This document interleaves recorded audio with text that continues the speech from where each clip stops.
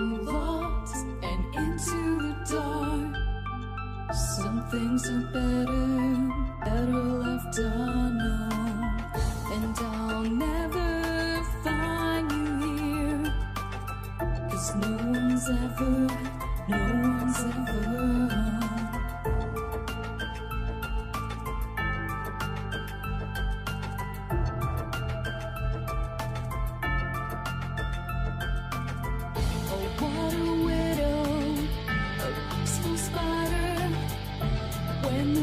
is clean, she's a sneaky hider. Hide the lies and the alibis. Oh, what a sinner is it in her?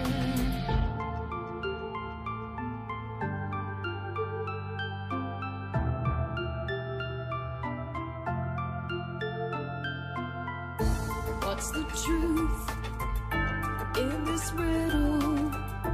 Is love really just this simple? I can't seem to find my way in this world that never stays.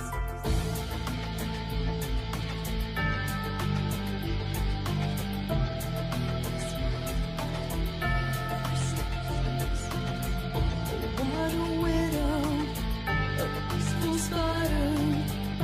When the glass is clean, she's a sneaky hider.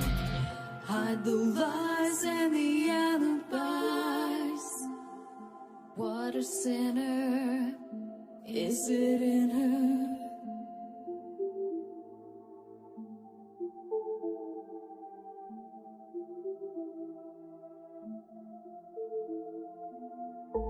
Is this real? Just illusion. I'm lost in the wonderland of confusion.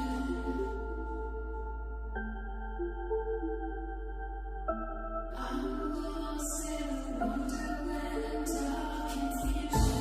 Is this real or just illusion? Manifestation or a dark delusion? Is this real or just illusion? I'm lost in a wonderland of confusion.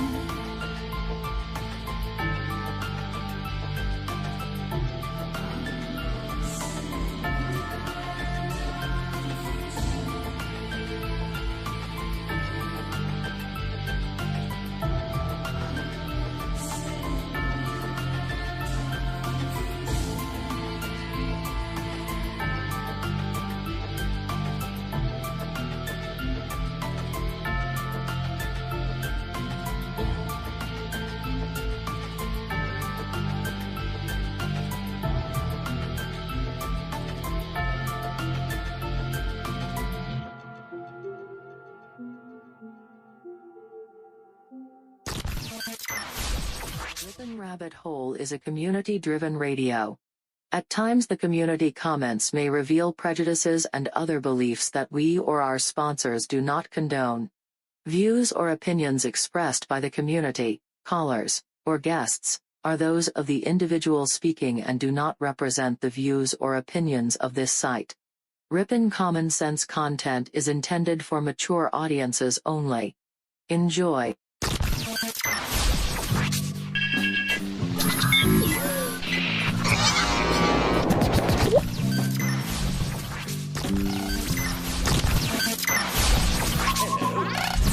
Hello.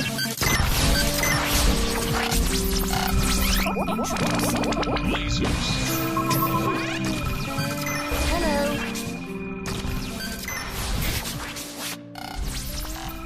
This is My Life DIY, and hi, this is JoJo. Hi, my name is Ash. Hey everybody, it's AJ the Rippin' Rabbit. This is Cynthia Sue Larson. This is your man Meta, aka Propagate This Light. And you're now listening to DarkWolf's Den. The DarkWolf's Den Show on Rippin' Common Sense Radio. This station is now the ultimate power in the universe.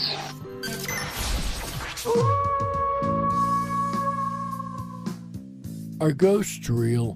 We had 1,000 hours of continuous communication with the spirit world. Does time travel actually exist? The laws of physics seem to be compatible with time machines. You know, sometimes I wonder about reincarnation. Don't you? A 4-year-old boy in Adelaide, Australia, has told his parents that he used to be Britain's Princess Diana. What would happen if the world found out that aliens were real? I didn't say disclosure would be easy, but what is the alternative? To establish a space force as the 6th branch of the armed forces. We have so many questions and yet so little time, so to have you here, the pleasure is all mine. Coming to you from a secret mountain cave, hidden deep within the Idaho wilderness. This is the DarkWolf's Den Show. Now, here is your host, Jerry Hicks. That's right, I am Jerry Hicks, also known as the Dark Wolf, and we are broadcasting live across the multiverse from a secret cave, hidden high up in the beautifully snow-covered peaks of the Idaho mountains. That's right.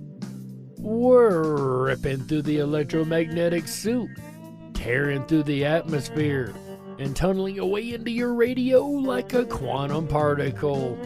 This is the DarkWolf's Den Show for Wednesday, June 16th, 2021. So whether you're on the edge of reality, the edge of the galaxy, or the edge of your seat, we're glad you chose us to be right there with you. That's right, ladies and gentlemen.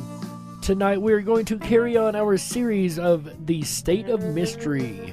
We're going to travel from the warm southern lands of Alabama all the way up to the cold, frozen tundra of Alaska, and what I would dare say could possibly be the most paranormal state in all of the Union. Don't believe me? Just stick around. We got so much to cover and so little time to get there, ladies and gentlemen. But first, today in history.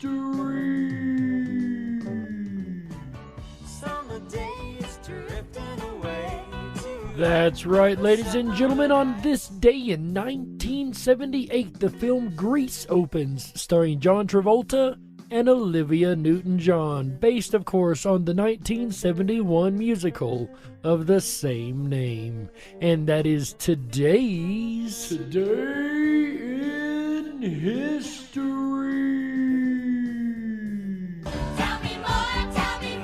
And of course, Grease being a local favorite amongst the Rippin' Rabbit crew that I know, a lot of us love that movie, and can't believe it come out on this day in 1978. That's one play that I've really thought about doing for the Rippin' Rabbit Hole players. Like the next play we put on the radio, I've really thought about it being Grease. What do you guys think? Would you like to hear Grease done on the radio? That would be too awesome, right? I think that'd be cool. And you know, Grease starts on the beach, but we're not talking about the beach tonight. We're talking about Alaska, right? And before we get into the main topic, we got, of course, one more segment to do. Say what? I know, Stewie. I was as surprised as you were, right? Anyway, ladies and gentlemen, our quote of the day today comes to us from stand-up comedian Steve Wright. He says the Bermuda Triangle got tired of warm weather, so it moved to Alaska. Now Santa Claus is missing. And that is, ladies and gentlemen, once again, stand-up comedian Steve Wright. Say what? And for those who don't know what the Alaskan Triangle is, that will make a whole lot more sense, that quote will, by the end of the show, because we will be covering the Alaskan Triangle here shortly. Spoiler alert, right? And before we go any further, ladies and gentlemen, I know that just referenced Alaska, the Triangle, and Santa Claus, and a lot of us do remember Santa Claus living at the North Pole. And of course, on our globes and our maps now, the North Pole never existed, but a lot of us remember an ice cap at the top where Santa Claus used to live, and that is a very well-known Mandela effect, of course, but it's only one of many, many amazing paranormal things in this world, right? Especially when it comes to Alaska. Ladies and gentlemen, I could not have been more amazed by the amount of paranormal that I found when it comes to Alaska. They've got a number of cryptid creatures, creatures that I definitely would not like to run into, and actually more open wilderness than any other state. This is completely open, completely untouched wilderness because it is so dangerous to humans and is so cold most of the time, right? We are talking about Alaska. So, of course, we're going to start out as we do every week with our cryptids of Alaska. And let me tell you guys, you are not going to believe this. I was absolutely stunned when I heard some of the creatures and beasts that are in Alaska. Normally, I would run head on into the paranormal, as you guys know, but when it comes to the stories you're about to hear, even I would second guess myself running that quickly into the Alaskan wilderness. Alaska is a very enormous state. With 663,000 square miles, it's about the size of Germany, Poland, and France combined. Alaska's population is around 737,000 people. And dwindling daily, as 1 in 4 Alaskans are said to go missing every year. Plenty of these people have claimed to seen some of the strangest monsters ever heard of. One of these creatures that people have claimed to see are the legendary woolly mammoths from a bygone era. I told you guys it was unbelievable, right? Could you imagine a woolly mammoth, right? Spotted in Alaska. This is an amazing case file. There have been many reports from all the way back to 1896, all the way up to modern day. So this isn't exactly an isolated event. This has been going on for a couple hundred years now. There was also an account published in Maine about a story of a journalist who went out to Alaska to purchase some ivory of the legendary woolly mammoth for scientific reasons.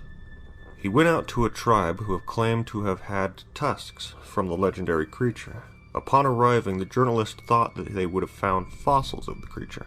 Which, of course, according to modern knowledge, would make sense, right? It would just be fossils. However, upon examining the tusks, he noticed there was still blood and fur on the creature's tusks. So, I can explain the fur away still being there. I've seen a couple different times, especially in the colder areas where that would be preserved. I have no issue with that. My issue is with the fresh blood on the tusk. That's a little harder to explain. Now, one could argue that it froze and was thawed out, but even then, I find an issue with that. It shouldn't look fresh, right? When he asked the tribe how they got it and where the blood came from, the tribe said that they killed 2 of them just over 3 weeks ago. Now, this is modern times, and the tribe claimed that they killed 2 of these woolly mammoths within 3 weeks of the scientist's arrival to pick up the tusk. That's absolutely insane. And they said that there is a large group, or a herd, of woolly mammoths living above a river just north of their town. So again, this isn't an isolated creature. There's a whole herd of them apparently traveling the Alaskan wilderness. The tribe claimed that they were out on a routine hunt when these large creatures started to come towards them. The ground started to shake, and they heard shrill-like trumpets throughout the air. The creatures charged them, and they happened to kill 2 of them before the rest of the herd scrambled off.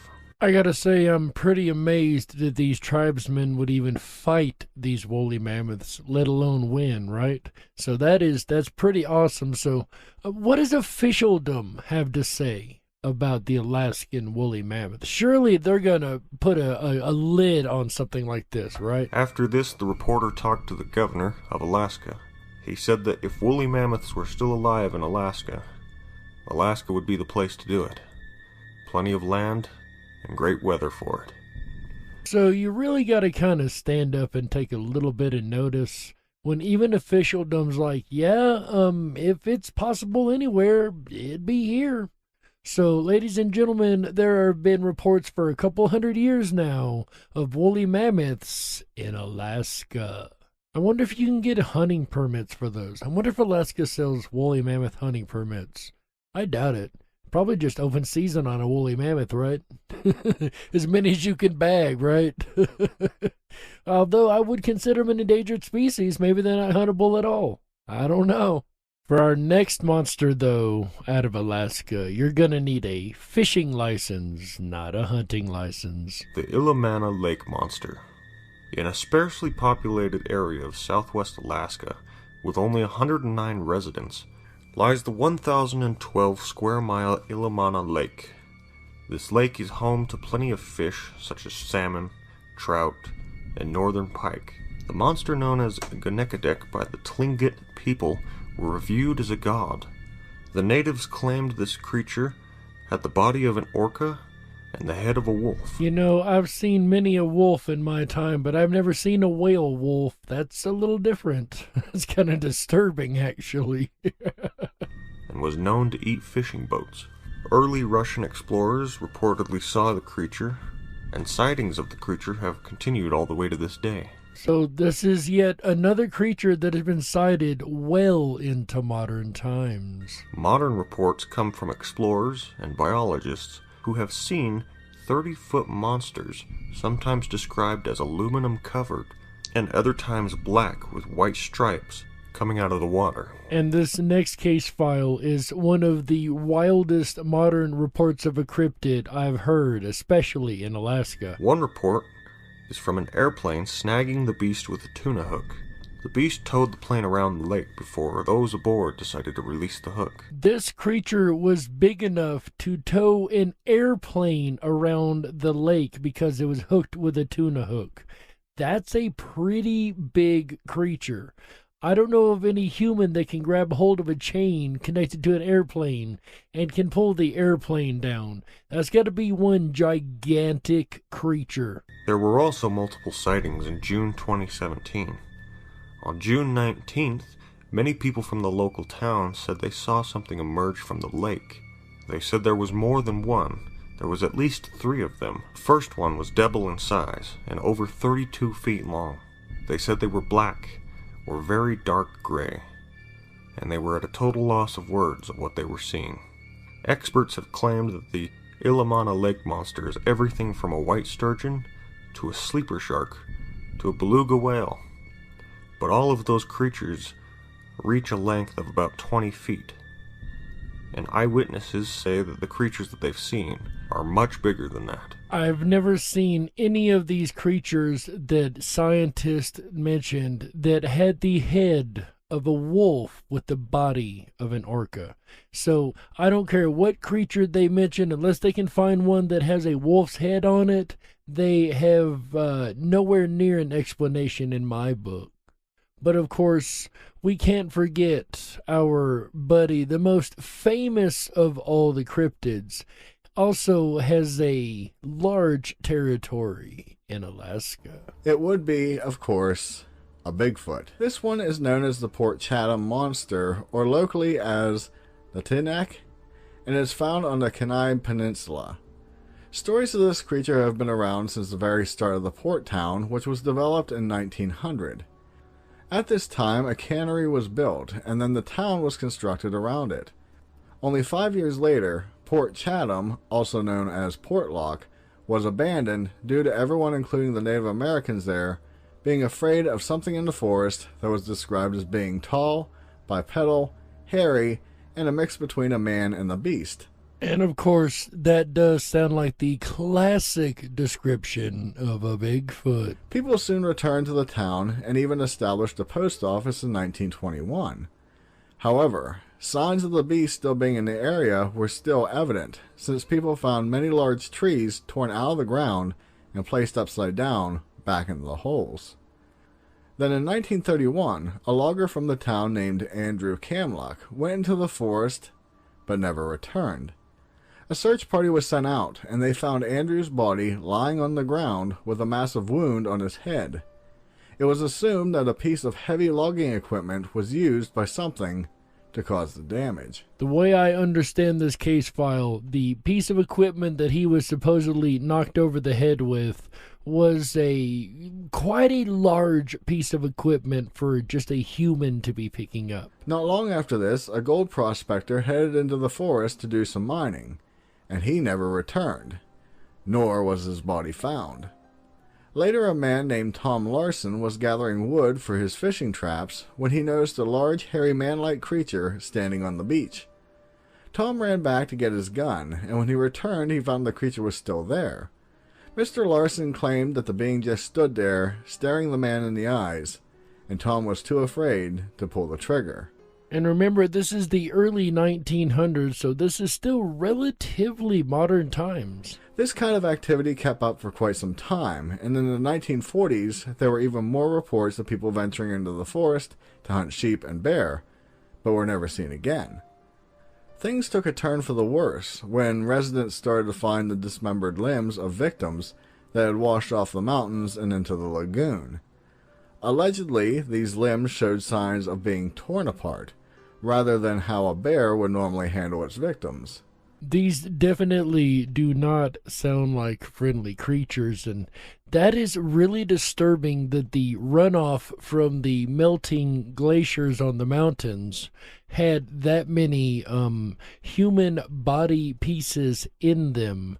Apparently the Bigfoot up there is not exactly a neighborly type creature by any means. Finally, a group of hunters were out tracking a moose when they came across the prints of a creature with a human-looking foot, but the tracks were 18 inches long. The hunters continued to follow the moose tracks, but quickly realized that whatever was leaving the giant prints was apparently tracking the moose as well. Soon they came across an area where it was apparent that a struggle had taken place, and the moose tracks ended.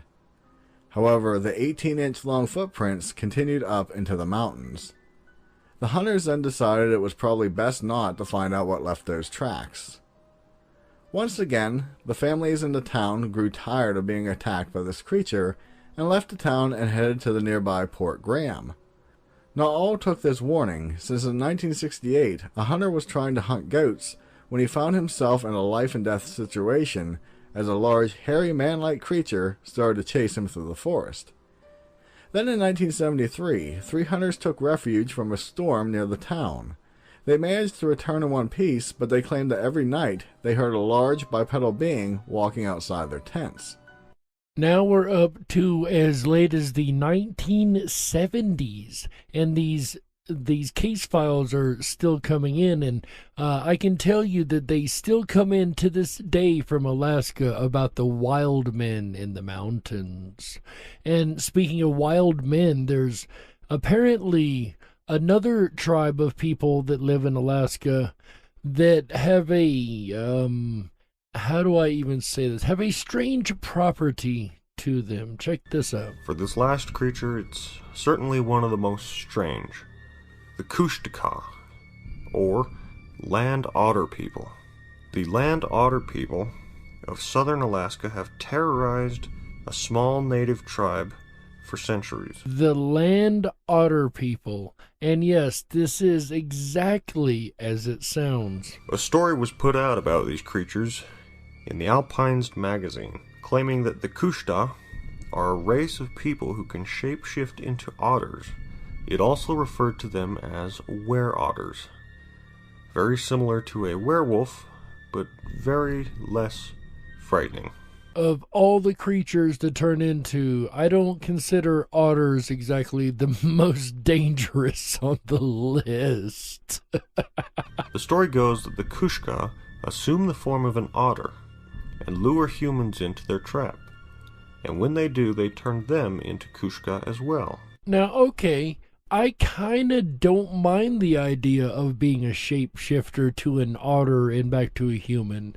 Like, you could actually probably get away with hearing a couple of conversations you're not supposed to hear, right?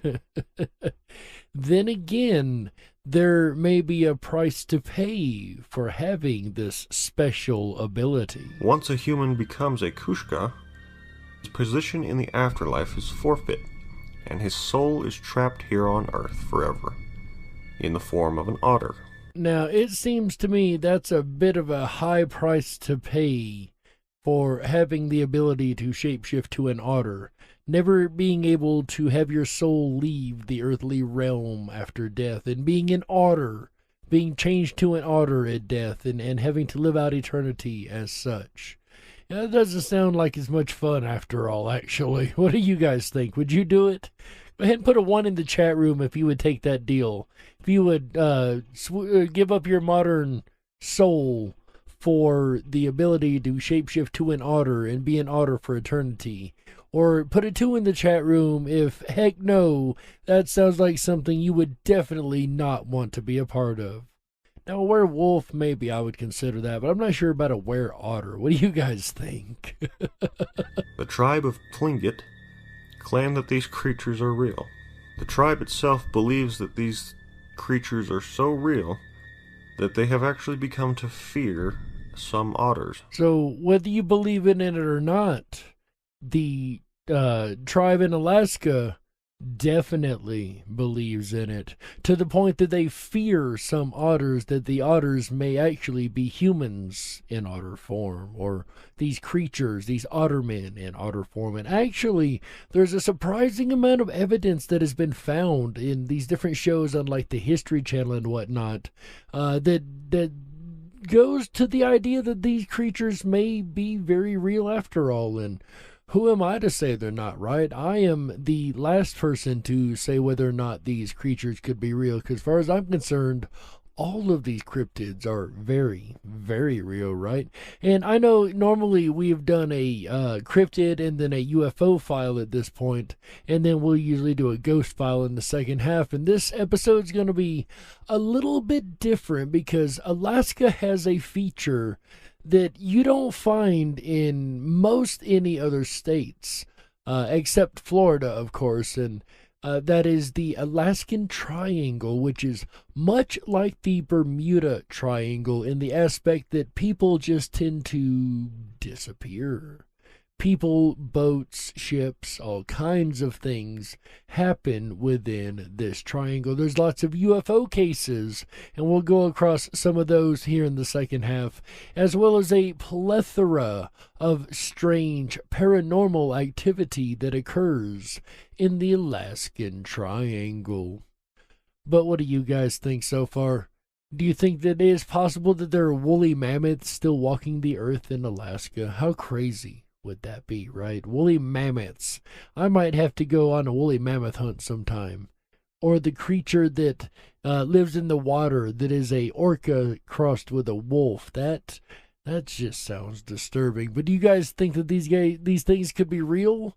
Or do you think that perhaps maybe they're just all made up? Because, you know, the argument's usually made, there's no space left in the world for anything to hide. There's no room left. Well, actually, the Alaskan wilderness has got a large amount of untouched land by humans.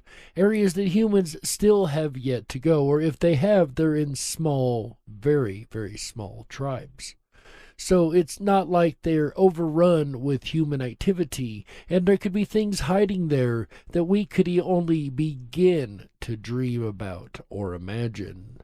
From the Bigfoot to the sea creatures to there's actually one story of birds like the thunderbirds that the Native Americans in the Southwest would report have been reported also in Alaska. And Alaska, of course, is a very interesting region because it's so close to the North Pole. It is a very, very cold region, and you're going to find creatures there that would survive in temperatures that other creatures normally wouldn't be found in. Of course, you're going to have your polar bears and things like that, but what if there are creatures in Alaska that we haven't even begun to dream of? Remember, the gorilla until 1902 was considered a cryptid creature, as well as the Komodo dragon. I don't remember the year that was finally accepted, but that also was considered a cryptid creature at one time. So the idea that there are these many creatures out there that science says cannot exist, yet people swear they've seen, really does bring to question what is true and what science says is true, because most of the time eyewitness reports, in my opinion, have turned out to be more reliable than science's explanations. But ladies and gentlemen, we're going to go ahead and stop right here, and we got to take a network break, so we'll be back with the second half and talk about the Alaskan Triangle right after these messages. You stick right there, we'll be right back. Don't you touch that dial. That's right. We gotta stoke the fires and run off the men in black. Don't touch that dial. We'll be right back. Oh yeah, and that howl means your weekend has begun. Hi everyone, it's AJ the Rippin' Rabbit. Are you enjoying tonight's topic of the Darkwolf's Den Radio Show, State of Mystery, Alaska? I know I am. If you haven't done so already, please make sure to thumb up that video, hit that subscribe button, and ring that bell. You'll get our notifications every time we go live. Jerry's here every Wednesday and Thursday night, so he'll return again tomorrow night with the Darkwolf's Den Radio Show with the exploration through the cave of the multiverse theory, a show that was supposed to broadcast last Thursday that has been scheduled for tomorrow night, June 17th. Starts at 7 p.m. Pacific, 10/9 Central. Be here or be square. I'll return again Friday. What is that? June 18th. Can you believe it? It's already almost all the way through June. Unbelievable. I'll return Friday night with the Rippin' Rabbit Hole live show and take you deep down the rabbit hole of ratings and reviews. What is in the stars? What does it mean for your local businesses? Or perhaps if you're in business, what does rating and review mean for you? It's going to be an interesting rabbit hole as we kick it off Friday night. And then Saturday, we're going to look at extreme wealth. There's rich and there's wealthy. And Saturday night, starting at 7 p.m. Pacific, 10/9 Central, we're going to look at extreme wealth. Some have it, some don't. Why? Then Sunday night, our visual broadcast series for the summer continues. Sunday night with a night at the museum. It's going to be fun. Join me as we explore some fantastic virtual museums. In a night at the museum, it's going to end out the weekend right together with you Sunday night. All shows start at 7 p.m. Pacific, 10/9 Central. It's going to be a lot of fun. If you haven't done so already, please hop on over to the rippinrabbithole.com. That's RIPONRABBITHOLE.com. There you can sign up for your exclusive backstage pass. It's going to give you 24/7 access down the rabbit hole where the conversation continues after the show. It's a lot of fun. We are making some changes to our weekly schedule, yet once again we have abandoned MailChimp as one more time they threw a threshold on us. I'm going to have more details up before the end of the weekend, but we'll return to tonight's topic, the Darkwolf's Den Radio Show, State of Mystery, Alaska, for June 16th, Wednesday, 2021. You're listening to the Rippin' Common Sense Radio Network, the rippinrabbithole.com.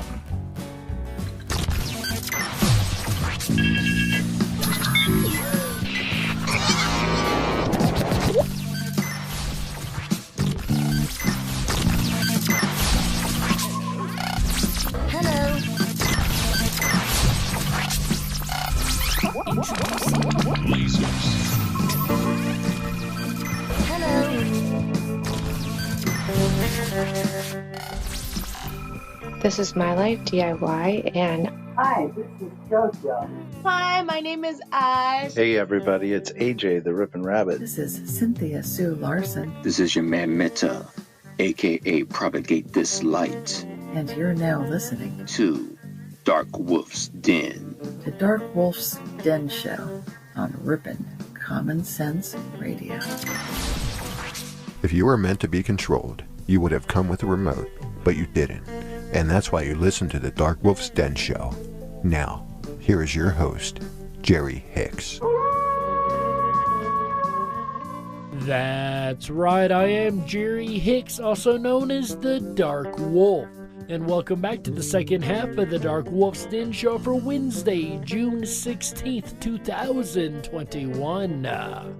So whether you're on the edge of reality, the edge of the galaxy, or the edge of your seat, we're glad you chose us to be right there with you. Tonight, ladies and gentlemen, we are discussing the state of mystery of Alaska. That's right. But before we dig back into the paranormal, if I may take just a second, guys, for those that don't know, Riffin' Common Sense Radio, Riffin' Rabbit Hole, and the DarkWolf's Den Show are completely 100% community-sponsored radio. We are sponsored and driven by you guys, and is with your support that we're able to put on these shows every single week. And we would appreciate any support you could give us. If you would like to support us and help us out here on the station, if you like what we're doing here and what we've been doing for a little over a year now, if you have enjoyed the content and would like to help support us here, it is very easy to do. Over on the DarkWolf's Den Show YouTube channel, in the details section, you're going to find an area for the Patreon, as well as the various cryptocurrencies that we now accept. So if you would like to tip us in cryptocurrency or support us in cryptocurrency or through Patreon Fiat Cash, it is absolutely up to you, and everything you guys are able to do is 100% appreciated. Also, if you would like to support the radio station in the Riffin' Rabbit Hole, make sure you go over to the Riffin' Rabbit Hole YouTube and drop down in the description section there, and all the information to help support Riffin' Common Sense Radio and RiffinRabbitHole.com will be down there in those information links.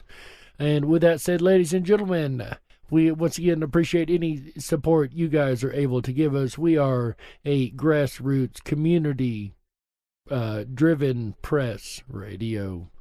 And ladies and gentlemen, speaking of being a community-driven press, let's drive right back into the topic, ladies and gentlemen, and that is, of course, the state of mystery of Alaska. And this episode is just a little bit different than most episodes. Normally we go through a cryptid, then we go through a UFO case, and then we go through the ghost cases. That's the general setup of these shows. However, as you noticed in the first half, we went through a majority of just the cryptid cases. And the reason is Alaska has a very special paranormal area that most states in the Union do not have. It's got its own triangle of paranormal activity that covers a lot of different types. And that's what we're going to hear about right now. Everyone knows about the Bermuda Triangle, the strange region in the western part of the North Atlantic Ocean, where a large number of aircraft and ships are said to have disappeared under mysterious circumstances. Well, believe it or not, there is another triangular-shaped region where people go missing in the frigid U.S. state of Alaska. Are those that go missing there simply succumbing to nature's wrath, or is there something more sinister at play? There are some pretty wild theories out there. Grab your parkas and strap on your hiking boots. We're headed to Alaska. Let's get started. All right, everybody, try not to get lost as we enter the Alaskan Triangle. Welcome to Alaska, the frontier state. We bet you didn't realize that the state of Alaska is the largest of all 50 of the United States. At more than 663,000 square miles, it's actually larger than Texas, California, and Montana combined. And as we heard in the first half, larger than Germany, Poland, and France combined. Not only that, but most of it, around 95%, is uninhabited wilderness full of endless acres of lush green woods, literally millions of lakes, frozen glacier ice, mountains taller than anywhere else on the continent, thousands of miles of coastal rainforest, and vast permafrost-covered marshlands. Within all of this untouched wilderness is a mysterious triangular-shaped region where somehow people seem to go missing at a very, very high rate. The Alaska Triangle, sometimes even referred to as Alaska's Bermuda Triangle, connects the state's largest city of Anchorage in the south, to Juneau in the southeast panhandle, to Barrow, a small town on the state's north coast. And unlike the Bermuda Triangle, which is more of a perfect triangle, this is more of an acute triangle, but it is still an incredibly large area of the state. This region became one of particular interest after one of the most famous Alaska Triangle disappearances occurred back in 1972. And like its cousin, the Bermuda Triangle, the Alaskan Triangle also has a way of disappearing more than just humans. It was then that a small airplane carrying two important U.S. politicians, House Majority Leader Hale Boggs and Alaska's own Congressman Nick Begich, mysteriously vanished while flying from Anchorage to the state capital of Juneau. The search for the missing plane lasted 39 days and employed the help of hundreds of aircraft and ships and even help from the Coast Guard. No signs of the missing plane or its passengers were ever found. One conspiracy theory suggests that the crash was intentional and that it was covered up by J. Edgar Hoover, then head of the FBI, who apparently had a personal grudge he held against Boggs. Now, a political conspiracy is definitely not out of the question, especially when you got two politicians and the head of the FBI, Mr. J. Edgar Hoover, who could easily cover something up. So, especially his own dirty deeds. Of course, that is all speculation, just based on the case file. And that would be okay if that was the only, plane that had disappeared in the Alaskan Triangle. That could easily be written off. However... Since then, however, more planes have gone down. Hikers have gone missing. Alaskan residents and tourists all seem to continue to vanish without a trace. According to one source, more than 16,000 people have disappeared in the Alaska Triangle since 1988 alone. That's more than twice the national average. And we all know about the missing 411 cases. I'd be willing to bet that Alaska has the largest number. I'm just guessing. These numbers never seem to get any lower. In any given year, anywhere between 500 and 2,000 people go missing in the Alaska Triangle, never to be seen again. Hundreds of rescue missions always come up short. Have the thousands of people who have disappeared in the Alaska Triangle simply succumbed to the elements? It seems like the likeliest answer, but there are actually several rather unconventional theories out there that say otherwise. Actually, I think they succumbed to perhaps dimensional slips or some kind of portal or something that would take them out of this world. A lot like the slips we've seen many, many times, like the skier from New York that ended up in California, still in his ski clothes a week later with no recollection of how he actually got there. So it's intriguing when you find more and more of these stories, but the Alaskan Triangle is one of those places that has a multitude of strange activities, more than just missing people. But what could be causing these strange paranormal activities just within this triangle of Alaska? Why just this area? One rather unusual theory is the one that suggests that the Alaskan wilderness is actually populated with all kinds of scary creatures unknown to science, the so-called Alaska monsters. For instance, legend has it that Alaska is home to a vicious canine known as a wahila, or the saber wolf, supposedly significantly larger than your average wolf and covered in white fur. Native legends describe the saber wolf as an evil spirit with supernatural powers. A saber wolf. Think of a saber-toothed tiger, those huge fangs, but on a wolf. That'd be kind of friggin' scary. I don't know about you guys.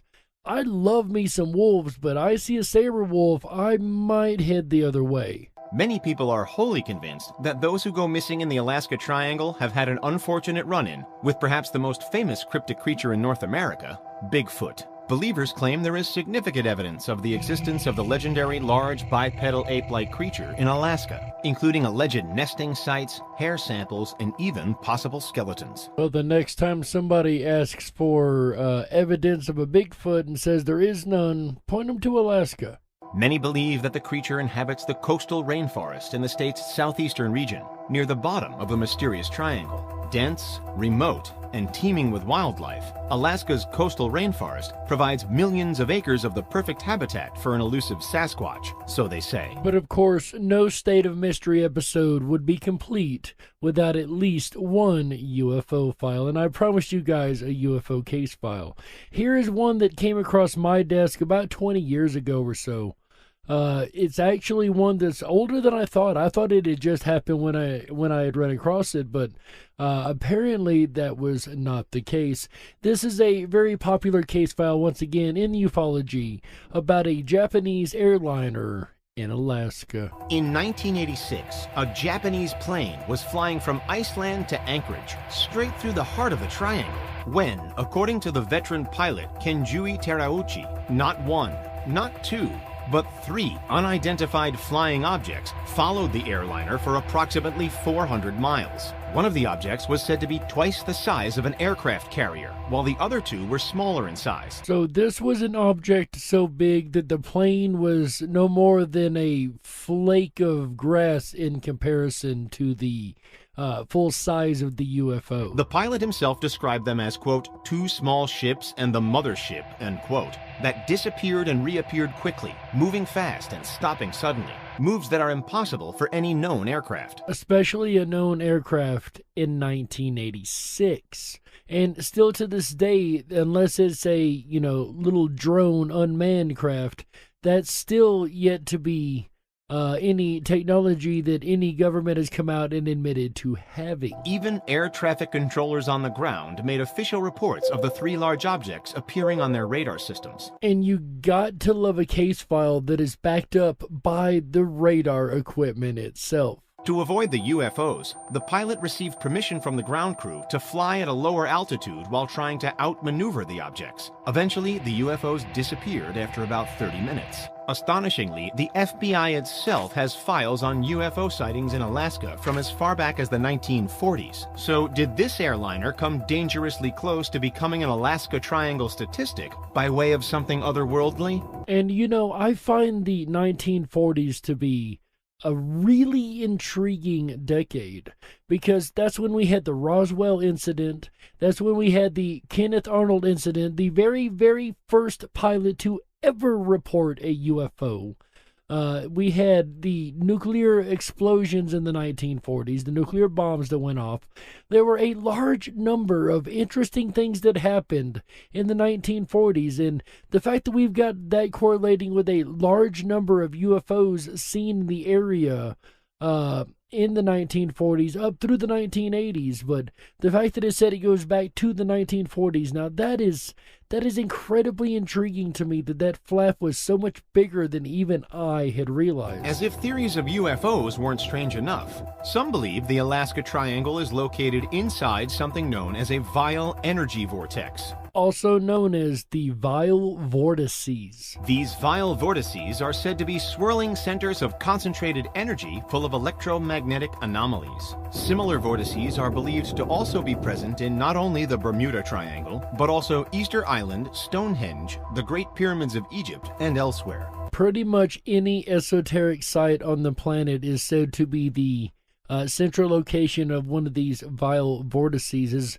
well as a very significant location on a crystalline grid map that surrounds the planet. But that's a whole nother episode well in and of itself. These energy vortices are believed to have adverse effects on the human body, affecting mental states as well as physical health, causing hallucinations and visions, even confusion and disorientation. Some even believe that these electromagnetic anomalies are also responsible for the often reported malfunction of electrical instruments like compasses. Stranger still are those who believe that a vile vortex opens a doorway into another dimension, trapping those who enter. Which, based on the evidence, kind of does suggest that to be the very case, with people literally disappearing without a trace off the face of the earth. Though these theories are usually dismissed by credible science, the supposed physical effects could explain why so many enter the Alaska Triangle and never return. One of only many theories, of course, that could explain the over-incredulous amount of paranormal activity that has been reported in such a condensed area. And that is, of course, the Alaskan Triangle. But what do you guys think? Do you guys think that Alaska is perhaps one of the most paranormal states in the entire Union, due to the fact that it is so much open wilderness untouched by man? Or do you think possibly it's just a bunch of people who've got a little bit too much brain freeze? In the end, ladies and gentlemen, all you can do is look at the evidence, apply a little common sense, and you be the judge. We got to close it out. That's right, that's it for this episode of the DarkWolf's Den Show for Wednesday, June 16th, 2021. So whether you're on the edge of reality, the edge of the galaxy, or the edge of your seat, we're glad you chose us to be right there with you. Ladies and gentlemen, today may be closing, but don't you worry, the weekend fun has only just begun. That's right. We will be back tomorrow, June 17th, 2021, 7 p.m. Pacific, 9 Central, with an all-new episode of the DarkWolf's Den Show. That's right. Last week we had a bit of a technical difficulty and we weren't able to do the multiverse theory episode. We will be doing that tomorrow, June 17th, 2021, 7 p.m. Pacific, 9 Central, right here on the DarkWolf's Den Show on Rippin' Common Sense Radio Network. All shows here on the network start at 7 p.m. Pacific, 9 Central, like the one coming up on Friday, June 18th, 2021, 7 p.m. Pacific, 9 Central. AJ the Rippin' Rabbit comes back to the airwaves with an all-new episode of the Rippin' Rabbit Hole live show. That's right. On Friday, he'll be talking about ratings and reviews. What is the purpose of the ratings and review system anyway? How did it come about? Is it actually useful, or was it the early version of censorship? AJ will cover all that and more on Friday, June 18th, 2021, as he discusses ratings and reviews. 7 p.m. Pacific, 9 Central. Then on Saturday, June 19th, 2021, 7 p.m. Pacific, 9 Central, AJ the Rippin' Rabbit comes back for another episode of the Rippin' Rabbit Hole live show. This time he's going to be talking about extreme wealth. Is it a good thing, or could it be very, very crippling to one? And we all talk about wanting to be millionaires, especially hitting the crypto millionaires, right? But how good could that really be? AJ will discuss all that and more on Saturday, June 19th, 2021, 7 p.m. Pacific, 9 Central, right here on Rippin' Common Sense Radio on the Rippin' Rabbit Hole live show and the discussion on extreme wealth.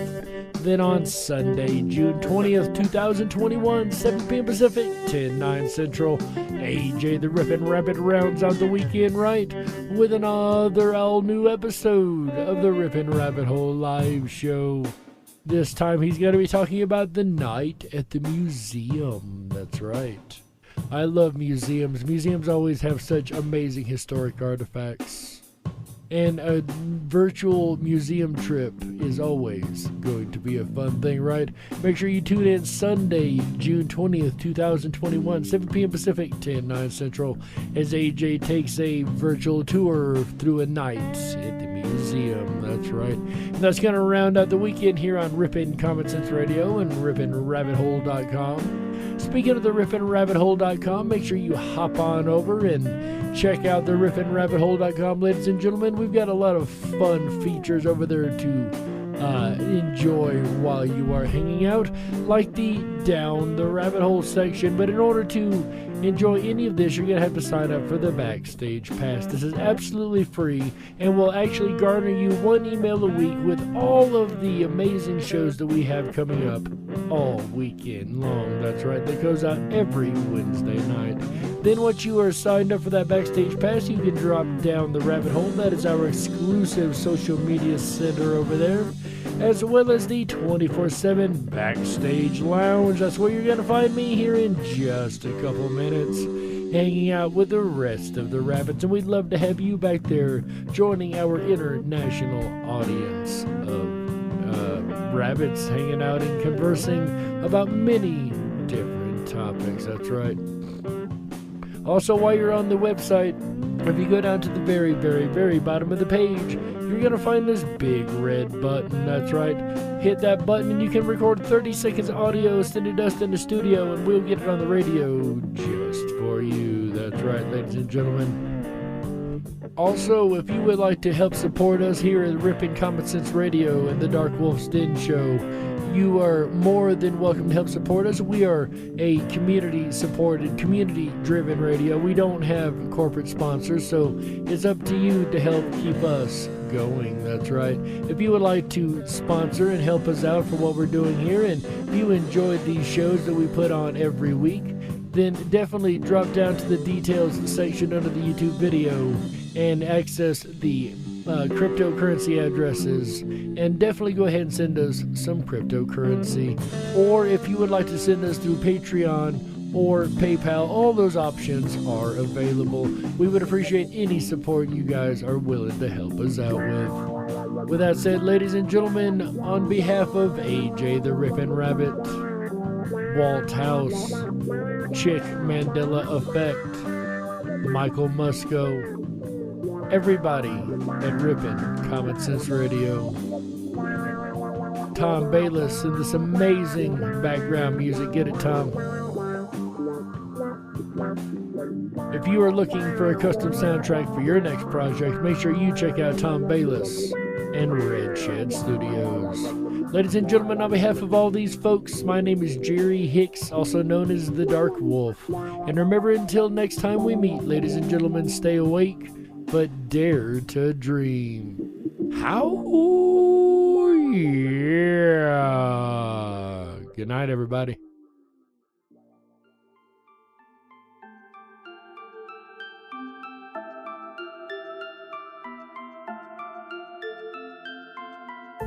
Unlocked and into the dark. Some things are better left unknown. And I'll never find you here, 'cause no one's ever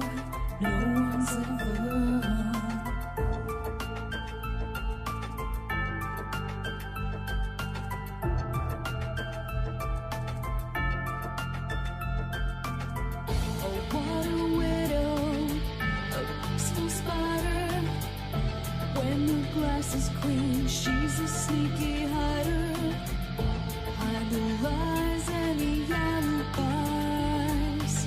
Oh, what a sinner. Is it in her?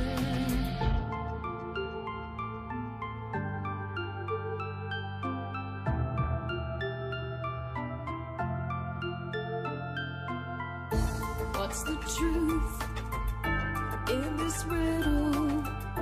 Is love really just this simple?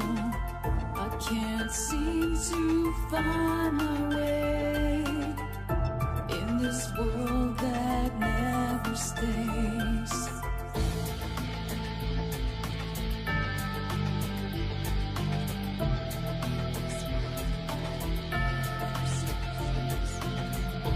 What a widow, a peaceful spider. When the glass is clean, she's a sneaky hider. Hide the lies and the alibis. What a sinner. Is it in her?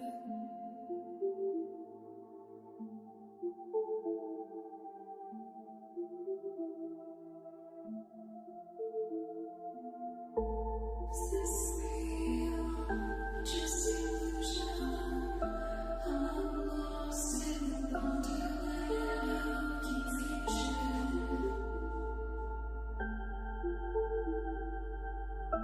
I'm lost in the wonderland of confusion. Is this real or just illusion? Manifestation or a dark delusion? Is this real or just illusion? I'm lost in a wonderland.